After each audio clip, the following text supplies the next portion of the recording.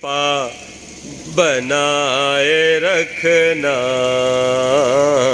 कृपा बनाए रखना। देखें सदा ही भगवन, बोलो, देखें सदा ही भगवन हम अपने अवगुणों को, हम अपने अवगुणों को देखे सदा ही भगवन, औरों के सद्गुणों को, औरों के सद्गुणों को प्रभु जी बुराइयों से, प्रभु जी बुराइयों से हमको बचाए रखना, हमको बचाए रखना। जो रास्ता सही हो, जो रास्ता सही हो उस पर चलाए रखना, कृपा बनाए रखना, कृपा बनाए रखना। आज हम अपने जनपद बदायूं के, हम अपने जनपद बदायूं के एक बहुत ही सम्मानित ग्राम कुरऊ में ये बहुकुंडीय विश्व शांति और पर्यावरण शुद्धि का यज्ञ करने जा रहे हैं।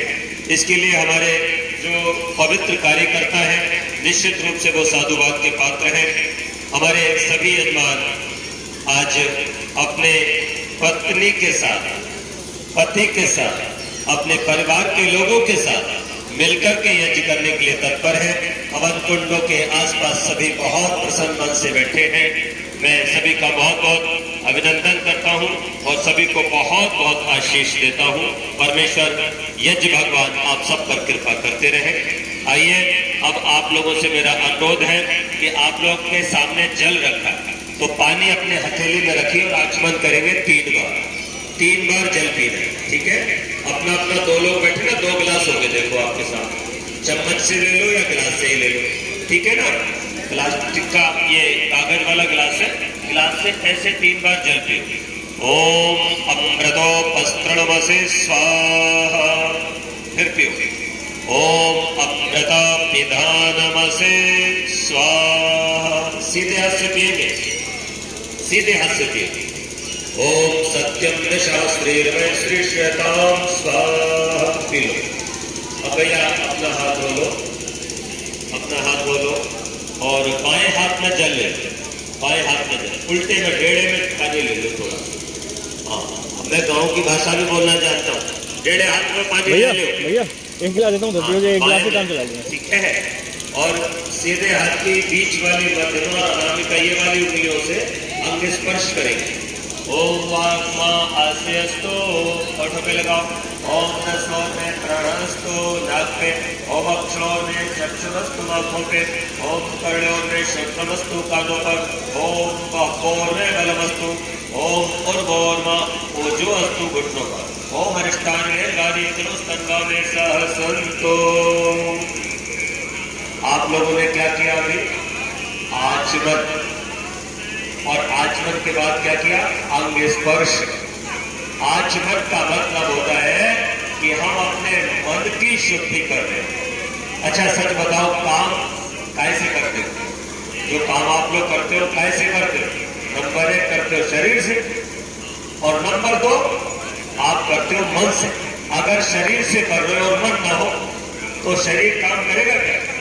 आप बताओ, गाड़ी चला रहे हो और मन नहीं है गाड़ी चला रहे हो।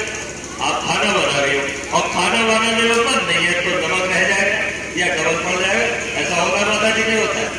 कभी कभी नमक सब्जी में 2 बार पड़ जाता है और कई बार 1 बार भी नहीं पड़ता। इसका मतलब, अच्छा ठोकर कब लगती है जल्दी बताओ?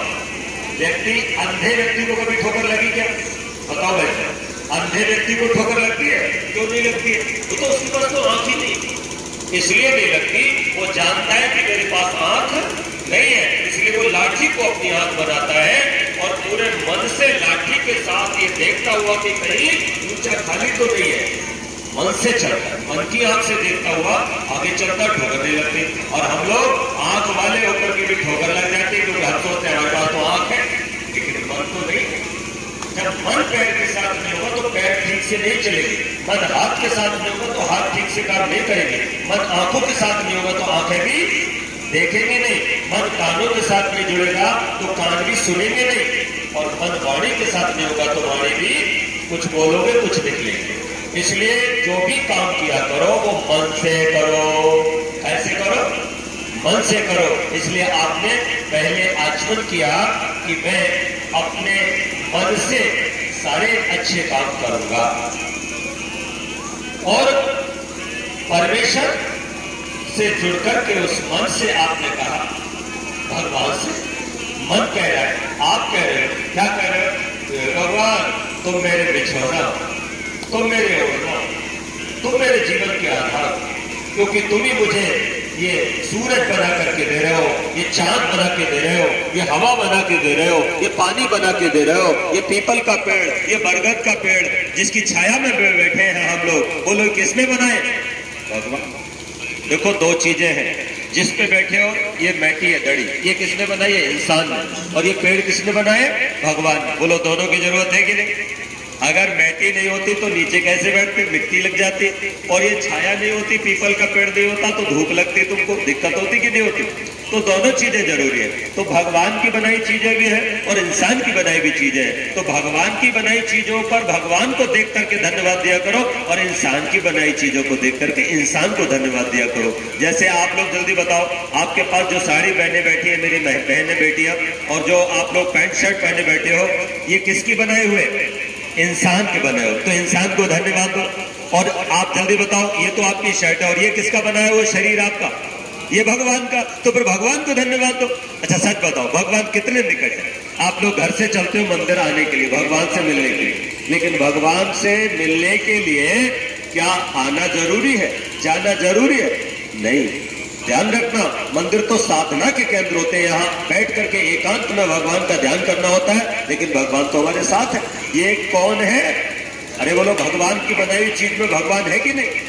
भगवान की बनाई हुई चीज में भगवान होता है। अगर भगवान नहीं होगा तो फिर ये चीजें रहेंगी ही नहीं। जैसे मेरी आत्मा के होने से मेरा शरीर चलता है, अगर मेरी आत्मा शरीर से निकल जाए तो शरीर बेकार हो जाता है।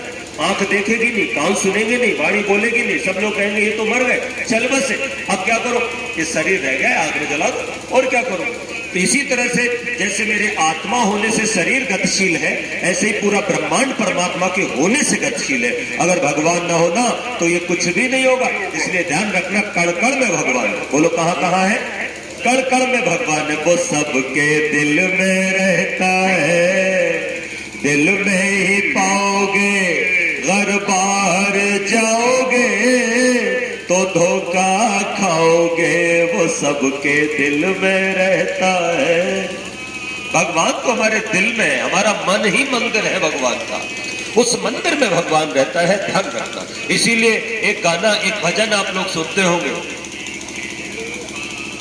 और वो बहुत प्यारा सा भजन होता है, तुम ही मेरे मंदिर, तुम ही मेरी पूजा, तुम ही देवता हो, तुम ही देवता हो। भगवान का ये जो मेरा मन है वो मंदिर है, मैं उस मन रूपी मंदिर को साफ करूं, उसमें बुराई न रखूं। अब हम लोग क्या करते हैं? मन में दूसरे के प्रति गलत भावना रखते हैं कि नहीं रखते? जैसे किसी का मकान बन रहा हो, कितने लोग हैं, जरा हाथ उठा के मुझे बताना, कितने लोगों तुम में से पड़ोसी का मकान बन रहा है और तुम खुश हुए? हाँ, बहुत अच्छी बात है। तो यहाँ तो सब देवता बैठे हैं, वरना पड़ोसी का मकान बने तो लोग बहुत से खुश भी नहीं होते। अच्छा, कितने ऐसे लोग हैं जो वहां जाके कहते ला भैया एक ईंट हम भी पकड़ाएंगे? सच बताओ, अगर पड़ोसी का मकान बन रहा हो और तुम 2 ईंटें अपने हाथ से उन्हीं की उठा के दे दो, तो तुम जब जब निकलोगे मकान बनने के बाद, तब तक तुम कहोगे इस मकान में मैंने भी 2 ईंटें लगाई। अरे अपने हाथ से, याद जब तक जिंदा रहोगे, और तुम्हारी औलाद भी कहेगी, और जिसका मकान बन रहा है वो भी कहेगा भैया तुम्ही ने मकान बनाओ, हारो तो ना लगाए तो ईंटें हमारे मकान में, आओ तुम हमारे घर में कष्ट खाओ पियो बेटा, वो तुम्हारा स्वागत करेगा। इसलिए कभी भी दूसरे की उन्नति से मत चलो, जितना हमारे भाग में है हमें मिलेगा।